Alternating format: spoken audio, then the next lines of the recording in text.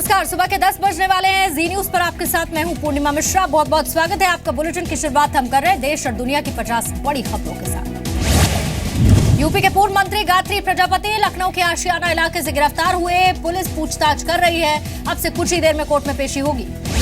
पिछले 16 दिनों से फरार गायत्री प्रजापति गिरफ्तारी के वक्त सरेंडर करने की फिराक में थे। उससे पहले पुलिस ने गिरफ्तार किया। सुप्रीम कोर्ट के आदेश के बाद गायत्री प्रजापति के खिलाफ केस दर्ज हुआ था। प्रजापति और उनके साथियों पर महिला से गैंगरेप का आरोप। यूपी के ADG law and order Daljit Chaudhary का बयान, कहा सभी आरोपी से पूछताछ जारी है, जल्दी कोर्ट में सबकी पेशी होगी। समाजवादी पार्टी नेता सुनील साजन का बयान, कहा यूपी पुलिस ने अपना काम किया, विपक्ष का आरोप गलत है।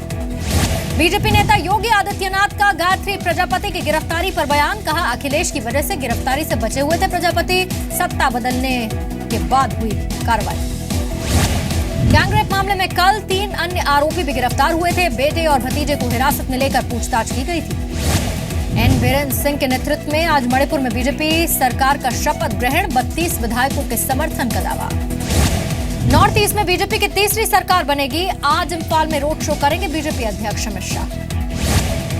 पीएम मोदी से मिले यूपी बीजेपी अध्यक्ष केशव प्रसाद मौर्य। सीएम पद को लेकर अटकलों का दौर हुआ तेज। कल पंजाब के मुख्यमंत्री पद की शपथ लेंगे अमरिंदर सिंह, कहा राज्य की जनता ने आम आदमी पार्टी के झूठ का गुब्बारा पिचका दिया। पंजाब कांग्रेस के अध्यक्ष अमरिंदर सिंह की मां की तबीयत बिगड़ी, पटियाला के अस्पताल में भर्ती। रक्षा मंत्री बनने की खबरों को एमपी के मुख्यमंत्री शिवराज सिंह चौहान ने अफवाह करार दिया, कहा मनगढ़ंत बातों पर ध्यान न दें। उत्तराखंड की लोहाघाट विधानसभा सीट के लिए वोटिंग जारी, ईवीएम में गड़बड़ी के बाद यहां चुनाव टाल दिया गया था। पद छोड़ना चाहती हैं उत्तराखंड के मुख्य चुनाव अधिकारी, मुख्य सचिव को इस बाबत चिट्ठी लिखी। आगरा में बीएसपी कार्यकर्ताओं ने रैली निकाली। यूपी चुनाव के दौरान ईवीएम में गड़बड़ी का आरोप लगाया। कांग्रेस पर शिवसेना का निशाना, सामना में लिखा हार कर जीतने वाले को बाजीगर कहते हैं, जीत कर हारने वालों को कांग्रेस कहते हैं। यूपी के बागपत में दलित परिवारों पर आरएलडी समर्थकों का हमला, वोट न देने पर गांव से निकालने की धमकी। यूपी के फिरोजाबाद में बीजेपी और समाजवादी पार्टी कार्यकर्ताओं के बीच हिंसक झड़प हुई। पत्थरबाजी और फायरिंग में 6 लोग घायल भी हुए। जम्मू कश्मीर के कुपवाड़ा में सुरक्षा बलों आतंकियों के बीच मुठभेड़, 1 आतंकी मारा गया, 1 पुलिसकर्मी घायल। हिजबुल मुजाहिदीन के कमांडर जाकिर मूसा ने एक वीडियो जारी किया, कहा कश्मीर में हिंसा का मकसद इस्लामिक राज और शरीयत को लागू करना है। उपराष्ट्रपति हामिद अंसारी ने आतंकवाद पर पाकिस्तान के दोहरे रवैये की निंदा की है। दिल्ली में आयोजित एक सम्मेलन में बयान दिया।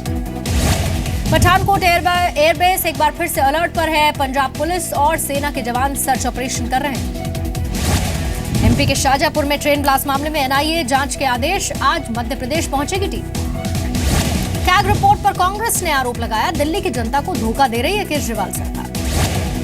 कैग रिपोर्ट में विज्ञापन को लेकर केजरीवाल सरकार पर निशाना, दिल्ली से बाहर विज्ञापन पर 29 करोड़ खर्च किए गए। दिल्ली में एमसीडी चुनाव की तारीखों का ऐलान हुआ। 272 सीटों के लिए 22 अप्रैल को वोटिंग होगी, 25 अप्रैल को वोटों की गिनती। दिल्ली एमसीडी चुनाव पर पहली बार होगा नोटा का इस्तेमाल। 1 करोड़ 32 लाख से ज्यादा वोटर्स मतदान करेंगे।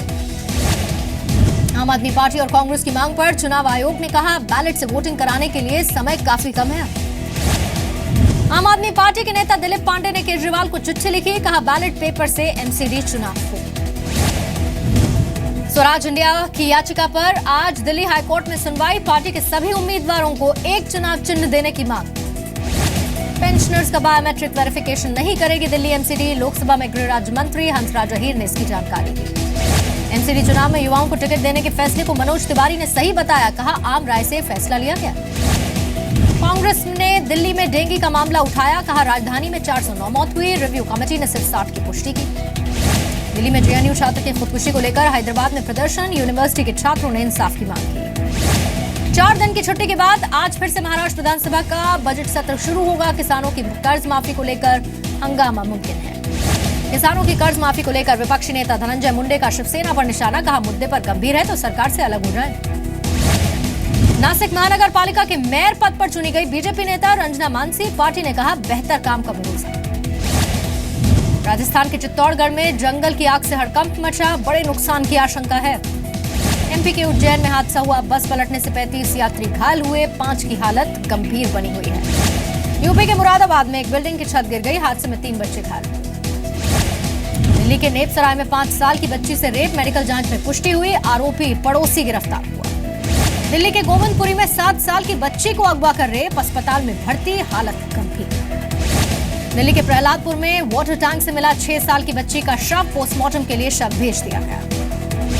गाजियाबाद में 6 साल की बच्ची से रेप, गला दबाकर मारने की कोशिश भी की गई, आरोपी की उम्र 55 साल है। गाजियाबाद में बदमाश ने महिला के गले से चेन छीनी, सीसीटीवी में रिकॉर्ड हुई चोरी की वारदात।